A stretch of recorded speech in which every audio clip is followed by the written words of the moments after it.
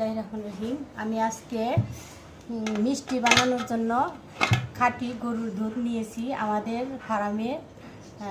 এই ছানাটুক আমি এখন মিষ্টির জন্য আমি মথবো, তাই ছানাগুলো আমি এখন সব রেডিমেডি করে আমি এখন মথবো, মইটা মিষ্টির জন্য তৈরি করব। দেখতে পারতেছেন এই যে ছানাগুলা, আমার মতো করে আপনারা ছানা কাটবেন। ছানা অবশ্যই আপনারা কাটতে জানেন। ছানার জন্য লেবু অথবা ভিনিগার দুইটা একটা দিলেই হয়, তাই আপনারা আমার মতো করে ছানা কেটে নেবেন। দেখেন কত ঝরঝরা হয়েছে ছানা, দেখতে পাচ্ছেন। এই যে ছানা আমি এখন মিষ্টির জন্য ছানাগুলা এখন আমি ডলবো আমার মতো করে। বড় একটা এর মধ্যে আপনারা ডলবেন এইভাবে, এই হাতের তালু দিয়ে ডলতে হবে, তাই এভাবে ডলবেন। মিষ্টি ছানাগুলা তৈরি করতে ডলতে হবে।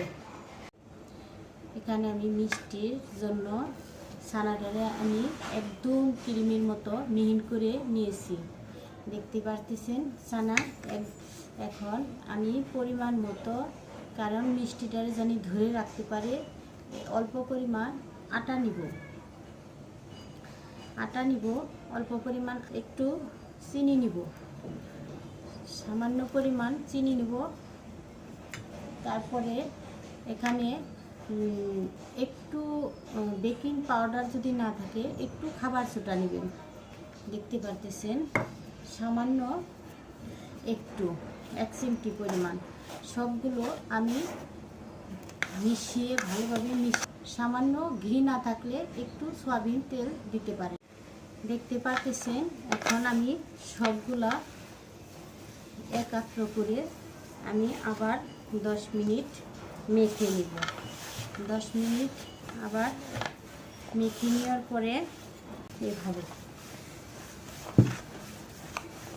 হাতের তালুটা দিয়ে মাখবেন, একদম মিহিন হয়ে যাবে। এই দেখেন কত সুন্দর মাখা হয়ে গেছে, একদম ক্রিমের মতো হয়েছে। দেখেন কত সুন্দর মিহিন হয়েছে, একদম মিহিন হয়ে গেছে।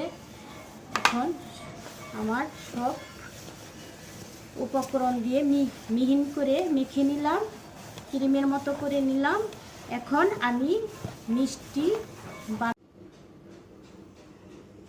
মিষ্টিগুলোর সাইজ অনেকগুলো, তো ছানা দুধ প্রায় 15-20 কেজি।